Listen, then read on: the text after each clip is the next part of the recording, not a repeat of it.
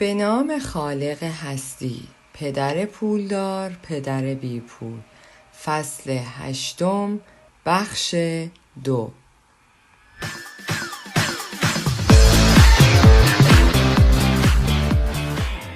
منظور مرا اشتباه متوجه نشوید. احتمالاً آن نوع سرمایه گذاری نسبت به سرمایه گذاری که 70% از افراد می کنند بهتر است، اما همین امر باعث ترس آدم می شود، چون انجام سرمایه گذاری محتاطانه در اوراق بهادار خیلی بهتر از آن است که فرد دست روی دست بگذارد. برای کسی که دوست دارد محتاطانه پیش برود، آن نوع سرمایه گذاری بسیار مطلوب است.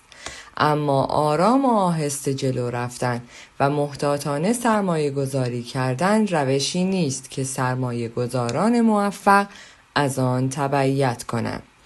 اگر پول کمی دارید و می‌خواهید پولدار بشوید، ابتدا لازم است که اهل خطر کردن باشید، نه اینکه محتاطانه رفتار کنید.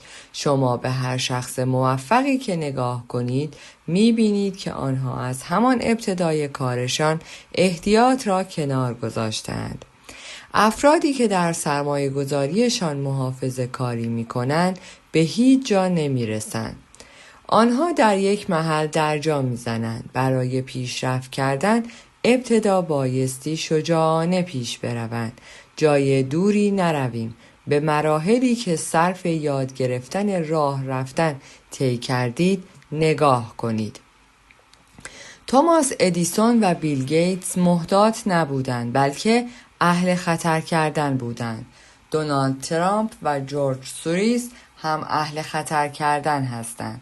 جورج پاتون تانک‌هایش را جدا جدا و دور از هم در میدان نبرد مستقر نکرد، بلکه آنها را در یک خط جمع کرد و مستقیم به نقاط ضعف جبهه آلمان‌ها شلیک کرد. در مقابل فرانسوی‌ها در جبهه ماژیون محتاطانه رفتار کردند و می‌دانید که نتیجه چه شد. اگر به هر نحوی آرزوی پولدار شدن دارید، بایستی اهل خطر کردن باشید. یک عالمه از تخم مرغ‌هایتان را در یک سبد بگذارید، کاری که افراد فقیر و طبقه متوسط می‌کنند، یعنی چند تایی تخم مرغ را در چندین سبد پخش می‌کنند. انجام ندهید. اگر از ضرر کردن متنفرید، پس آن وقت محتاطانه جلو بروید. اگر فکر می‌کنید ضرر کردن تلاش‌هایتان را هدر می‌دهد، پس محتاطانه رفتار کنید. سراغ سرمایه‌گذاری‌های محتاطانه بروید. اگر سنتان از 25 سال بیشتر است و از خطر کردن می ترسید، پس رفتارتان را تغییر ندهید. محتاطانه جلو بروید، اما از سنین کم کار را شروع کنید. از همان سنین جوانی سرمایه جمع کردنتان را شروع کنید، چون انجام این کار در سنین بالاتر بسیار وقتگیر است. اما اگر دوست دارید آزاد باشید و از چرخه دورانی بیرون بیایید، اولین سوالی که باید به آن جواب بدهید این است که چطور باید با شکست کنار بیایم. اگر شکست به شما انگیزه پیروزی می دهد، شاید باید دست به کار شوید. اما اگر شکست شما را ضعیف می کند و دادتان را در می آورد، مثل بچه بد اخلاق هایی که هر وقت اوضاع مساعدشان نیست به وکیلشان زنگ میزنند تا ادعانامه برایشان تنظیم کند، پس محافظه کار باشید. همین کار فعلیتان را حفظ کنید یا سراغ خرید اوراق قرضه یا سرمایه گذاری در شرکت های سرمایه گذاری بروید. اما یادتان باشد در این میان این ابزارهای سرمایه گذاری هم علی‌رغم امنیت ظاهریشان خطرناک است. اگر من این همه در این مورد حرف میزنم و از تگزاسی ها و فرنتارکینتون مثال میآورم، به خاطر این است که افزایش سرمایه در ستون دارایی کاری آسان است. واقعا برای انجام آن کار استعداد زیاد لازم نیست. لازم نیست سواد بالایی داشته باشید. دانستن ریاضیات کلاس 5 کافی است. اما برای تحکیم ستون دارایی هایتان احتیاج به نبوغ زیاد دارید و برای انجامش باید شجاعت به خرج بدهید و صبور باشید و دیدگاه مناسبی در مواجهه با شکست داشته باشید. بازنده ها سعی می کنند از شکست دوری کنند. شکست هم همانند چیزی است که می تواند بازنده ها را به برنده تبدیل کند. آلامو یادتان نرود. دلیل شماره 2 غلبه بر بدبینی است. بیشتر ما داستان آن جوجه کوچولو را شنیده ایم که دور طویله می دوید و داد می زد آسمان دارد خراب می شود و به این ترتیب از حادثه غریب الوقوع خبر می داد. همه ما کسانی را می شناسیم که چنین اخلاقی را دارند، اما همه ما یکی از این جوجه کوچولوها داریم. همانطور که قبلا گفتم، آدم بدبین در واقع مانند جوجه کوچولوی داستان عمل می کند. همه ما موقعی که ترس و تردید بر دلمان سایه می اندازد، یک جورهایی ترسو می شویم. همه ما تردیدهایی مانند من باهوش نیستم، من آنقدرها که باید ماهر نیستم یا فلانی و فلانی از من بهترند داریم. این تردیدها غالباً ما را فلج می کند. در مواقعی که تردید داریم مدام از خودمان می پرسیم اگر همین که من سرمایه گذاری کردم وضع اقتصادی به هم بریزد چه می شود؟ یا اگر من اختیار اوضاع را از دست بدهم و نتوانم پولم را به موقع برگردانم چه می شود؟ اگر اوضاع آنطوری که من پیش بینی کردم پیش نرود چه می شود؟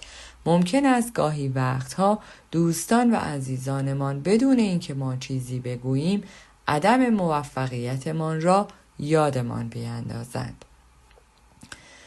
غالب آنها میگویند چرا فکر کردی میتوانی این کار را انجام بدهی؟ یا اگر این فکری که میگویی اینقدر خوب است چرا کس دیگری انجامش نمیدهد؟ یا فلان چیز هیچ وقت به نتیجه نمیرسد و تو خودت هم نمیدانی چه میگویی. بیشتر اوقات این جملات حاکی از تردید آنقدر بر روی ما اثر میگذارند که ما از عمل کردن باز میمانیم. آن موقع ته دلمان حس بدی پیدا می کنیم. دیگر پیشرفتی نمی کنیم و گاهی شبها خوابمان نمی برد. به همین دلیل به آن کارهایی فکر می کنیم که ضرری ندارند. ادامه می دهیم و فرصتها همینطور از کنارمان می گذرند. ما در حالی که مسخ و بی حرکت شده ایم و شاهد گذران زندگیمان هستیم، همه ما و شاید بعضی ها بیشتر از دیگران چنین احساسی را در زندگیمان تجربه کرده ایم. پیتر لینچ که چهره موفق شرکت سرمایه گذاری فیدلیتی ماژلاند است، به هشدارهایی که ما در سرمان میشنویم میگوید قیل و قال. قیل و قال یا در سرمان ایجاد می شود یا از محیط خارج، یعنی از طریق دوستان، اعضای خانواده، همکاران یا رسانه‌های جمعی در ذهن ما رسوخ پیدا می کند. لینچ در ادامه مطلبش از دهه 50 یاد می کند که در آن اخبار تهدید جنگ هسته‌ای آنقدر در میان مردم شایع شده بود که مردم اقدام به ساخت پناهگاه و ذخیره آب و غذا می کردند. اگر مردم در آن زمان به جای صرف پولشان برای ساخت پناهگاه آن را به روشی عاقلانه در بازار سرمایه گذاری می کردند، آن وقت به احتمال زیاد امروزه از نظر مالی مستقل شده بودند. چند سال پیش که شورش ها در لس آنجلس بالا گرفت، آمار فروش اسلحه در سرتاسر کشور هم بالا رفت. اگر کسی به خاطر مصرف گوشت نپخته همبرگر در ایالت واشنگتن فوت کند، می‌بینیم که اداره بهداشت آریزونا به همه رستوران‌ها ابلاغ می‌کند که گوشت همبرگر خوب بپزند. می‌بینیم که در تلویزیون ملی آگهی فلان شرکت داروسازی پخش می‌شود که در آن افراد مریض و سرماخورده را نشان می‌دهند. آگهی در ماه فوریه پخش می شود و هم آمار سرماخوردگی بالا می رود و هم فروش داروهای آنها. اگر خیلی از افراد بی پولند، به این دلیل است که وقتی نوبت به سرمایه گذاری می رسد دنیای ذهنیشان پر از جوجه کوچولوهایی می شود که به اطراف می دوند و داد می زنند آسمان دارد خراب می شود. اینها تأثیر خودشان را می‌گذارند، زیرا همه ما تا حدودی ترسو هستیم. برای آنکه به شایعات و بدبینی‌ها اجازه ندهید که بر روی ترس و تردیدهای شما اثر بگذارند، غالباً باید شجاعت زیادی به خرج بدهید. سال 1992 یکی از دوستانم به نام ریچارد از بوستون برای دیدن من و همسرم به فونیکس آمد.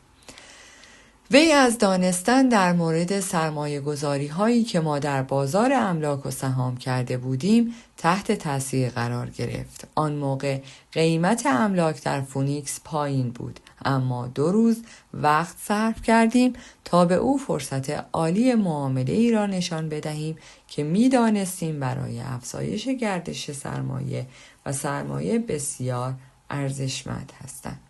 من و همسرم کارگزار در امور املاک نیستیم، بلکه صرفاً سرمایه گذاریم. بعد از آنکه در ناحیه تفریحی ملک مناسبی را پیدا کردیم، با کارگزار تماس گرفتیم و دوستم همان روز بعد از ظهر آن را خرید. قیمت آن ملک 2 اتاق خوابه فقط $42,000 بود و خانه‌ای مشابه آن به قیمت $65,000 هم فروختند. دوستم معامله با صرفه ای را پیدا کرده بود. وی که هیجان زده بود پس از خرید خانه به بوستون بازگشت. 2 هفته بعد کارگزار بنگاه مسکن تماس گرفت و گفت دوستم معامله را پس زده است. من سریع به او زنگ زدم تا دلیل این کارش را بفهمم. وی گفت که با همسایه‌اش صحبت کرده است و وی به او گفته است که معامله بدی را انجام داده است و پول زیادی برای خرید پرداخت کرده است. از وی پرسیدم که آیا همسایه‌اش سرمایه گذار است؟ وی گفت نه. وقتی از او پرسیدم چرا به حرف وی گوش داده است، وی حالت تدافعی گرفت و گفت که می‌خواهد منتظر وضعیت بازار بماند. وضع بازار املاک فونیکس تغییر کرد و در سال 1994 آن خانه کوچک را میشد ماهی $1,000 اجاره داد و در فصل پرمسافرت زمستان $25,000 میشد از آن به دست آورد. سال 1995 آن خانه ارزشی معادل با $95,000 داشت. تنها کافی بود که ریچارد $5,000 جلو بگذارد و به این ترتیب گام اول را برای رهایی از چرخه دورانی بردارد. حتی امروز هم وی هنوز به جایی نرسیده است. معاملات خوب هنوز هم در فونیکس پیدا می شود. فقط کافی است شما یک کم حواستان را جمع کنید. کاری که ریچارد کرد برای من عجیب نبود. به این میگویند پشیمانی خریدار و همه ما هم ممکن است به آن دچار شویم. همین نوع شک و شبهه ها هستند که ما را فلج می کنند. این گونه است که جوجه کوچولو برنده می شود و فردی شانس رهایی خودش را از دست می دهد. یک مثال دیگر می توانم برایتان بزنم که خودم انجام دادم. بخش کوچکی از دارایی هایم را عوض اینکه روی CD یا گواهی سپرده 4 سرمایه گذاری کنم برداشتم و روی گواهی گروی مالیاتی سرمایه گذاری کردم. اینطوری سالیانه 16% روی پولم می آمد که نسبت به 5% بهره‌ای که بانک می داد ارجحیت داشت.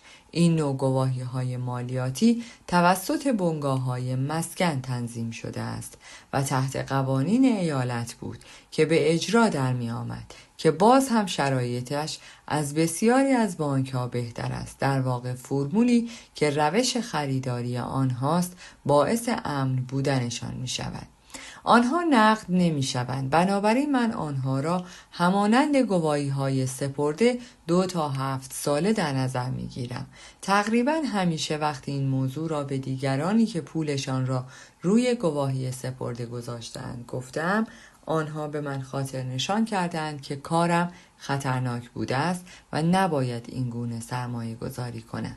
هر وقت از آنها میپرسم که منبع اطلاعاتیشان کجا بوده است، آنها میگویند فلان دوست یا فلان مجله سرمایه گذاری. آنها خودشان هرگز چنین سرمایه گذاری را نکردند و به هر کس دیگری هم که میخواهند سرمایه گذاری کند میگویند که انجامش ندهید. کمترین بهره‌ای که من به دست میآورم 16% است. با این حال آنهایی که سرشار از شک و تردید هستند به 5% قانع شدند. تردید داشتن بهای گزاف را به آدم تحمیل می کند. منظورم این است که همین دست شک‌ها و بدبینی هاست که باعث بی پول ماندن عده زیادی شده است و آنها را وادار می کند که محتاطانه جلو بروند. دنیا منتظر است تا شما دنبال ثروتمند شدن راه بیفتید. صرفاً ترس و تردیدهای یک نفر است که باعث فقیر ماندن او می شود. همانطوری که گفتم بیرون آمدن از چرخه دورانی به لحاظ فنی کار ساده است. نیاز به داشتن تحصیلات بالایی برای انجام این کار ندارید، اما بسیاری از افراد به دلیل تردید داشتنشان است که از راه باز میمانند. پدر پولدار می گفت افراد بدبین هرگز موفق نمی شوند. یکی از دیگر جملات مورد علاقه او این بود که تردیدهای بی اساس و ترس هست که عامل بدبین شدن یک نفر است.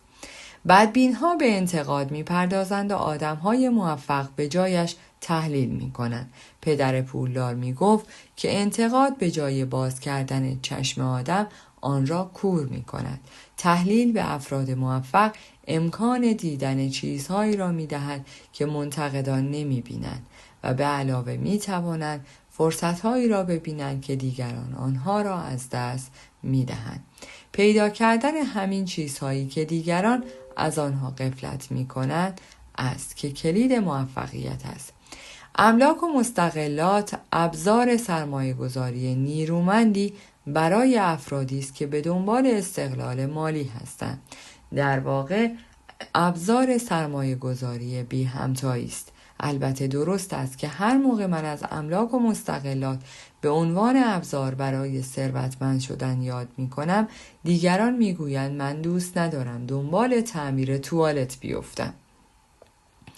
این همان چیزی است که دیوید لینچ اسمش را قیل و قال گذاشته است. پدر پولدارم به آن حرفهای بدبینانه می گفت بدبین کسی است که به جای بررسی و تحلیل انتقاد می کند. کسی است که اجازه می دهد ترس و تردیدهایش ذهنش را از کار بیندازد و چشمش را کور کند. بنابراین وقتی شخصی می گوید من دوست ندارم توالت تعمیر کنم، دلم می خواهد اینجوری جوابش را بدهد و بگویم چرا فکر می کنی من ممکن است از این کار خوشم بیاید؟ انگار که آنها میگویند توالت مهمتر از چیزی است که میخواهند. من برایشان از رها شدن از چرخه دورانی حرف میزنم و آنها حواسشان به توالت است. این همان الگوی فکر است که بسیاری از افراد دارند و عامل فقیر نگه داشته شدنشان است. آنها به جای تحلیل و بررسی انتقاد می کنند. پدر پولدار می گفت نمیخواهم ها کلید موفقیت هستند. از آنجا که من دوست ندارم توالت تمیز کنم، دنبال مدیر املاکی میگردم که تعمیر توالت را بلد باشد. با پیدا کردن مدیر املاکی که در کارش وارد باشد و به مدیریت منازل آپارتمان هایم بپردازد، خب گردش سرمایه من بالا می رود. به علاوه با استخدام چنین فردی، از آنجا که مجبور نیستم شخصا دنبال تعمیر توالت بروم، وقت دارم تا املاک بیشتری بخرم. در بازار املاک کار کردن با مدیر املاکی کارآمد کلید دستیابی به موفقیت است. برای من پیدا کردن مدیر املاک خوب از پیدا کردن املاک خوب و مرغوب هم مهمتر است. معمولاً این چنین مدیری زودتر از آژانس‌های املاک از وجود موارد با ارزش برای معامله با خبر می‌شوند و به این ترتیب این افراد از این نظر با ارزش‌تر هم می‌شوند. پدر پولدار از گفتن نمیخواهم ها کلید موفقیتت هستند. چنین منظوری داشت. من هم از آنجایی که نمیخواهم توالت تعمیر کنم دنبال راههایی هستم که از آن طریق بتوانم املاک بیشتری معامله کنم و شانس رهایی خودم را از چرخه دورانی افزایش بدهم. افرادی که دائما میگویند دوست ندارم توالت تعمیر کنم غالباً خودشان را از فوایدی که استفاده از این ابزار نیرومند سرمایه گذاری دارد، منظور رهایی از چرخه دورانی است، محروم می کنند. برایشان توالت از آزادی اقتصادی مهمتر است. از اکثر افرادی که در بازار سهام هستند میشنوم که میگویند نمیخواهم پولم را از دست بدهم. خب چه چیزی باعث شده که آنها فکر کنند من یا هر کس دیگری از ضرر کردن خوشمان میآید؟ آنها پول کسب نمی کنند چون میخواهند پولی از دست نداده باشند. آنها به جای تحلیل و بررسی ذهنشان را از فکر کردن به ابزار مهم سرمایه گذاری که بازار سهام باشد برحذر می دارم. دسامبر سال 1996 من به همراه یکی از دوستانم از کنار پمپ بنزین محلمان رد می شدیم. او نگاهی کرد دید که قیمت نفت افزایش پیدا کرده است. دوست من از جمله همان افراد نگران یا جوجه کوچولوها است. به نظر او همیشه امکانش هست که آسمان بر سر یکی آوار بشود و همیشه هم سر خودش خراب می شود. وقتی برگشتیم خانه وی تمامی آمار و ارقامی را که حاکی از بالا رفتن قیمت نفت طی چندین سال آینده بود به من نشان داد. آمار و ارقامی که من حتی با وجود این که خودم عمده سهام یک شرکت نفتی را در اختیار داشتم هنوز ندیده بودم. پس از کسب این اطلاعات سریع دست به کار جستجو و پیدا کردن شرکت نفتی دیگری شدم که فعلا ارزش سهام چندانی در بازار نداشته باشد و مشغول پیدا کردن ذخایر نفتی باشد. کارگزار سهامی که با او کار می کردم از یافتن شرکت جدید هیجان زده شده بود و من 15,000 قطعه سهام آن شرکت را که هر یک به مبلغ 65 سنت بود خریدم. در فوریه سال 1997 من و همین دوستم دوباره گذرمان به همین پمپ بنزین افتاد و همانطوری که انتظار می‌رفت قیمت هر گالون بنزین 15% بالا رفته بود. دوباره جوجه کوچولو نگران شد و شروع کرد به شکایت کردن. من لبخند زدم چون در ژانویه 1997 آن شرکت نفتی توانست به نفت برسد و آن 15,000 سهم از زمانی که برابری با بار اول دوستم آمار را به من نشان داده ارزششان به بیش از $3 به ازای هر سهم بالغ شده بود. و اگر آنچه دوست من میگوید درست باشد قیمتها باز هم بالا خواهد رفت. جوجه کوچولوهایی که در وجود افراد است باعث می شود تا به جای اینکه آنها دست به ارزیابی شرایط بزنند فکر کردن را متوقف کنند. اگر بیشتر افراد می دانستند که کاربرد فرمان ایست در بازار بورس چیست، آن وقت تعداد کسانی که برای برنده شدن دست به سرمایه گذاری می زدن نسبت به آنهایی که برای ضرر نکردن سرمایه گذاری می کنند بیشتر می شد.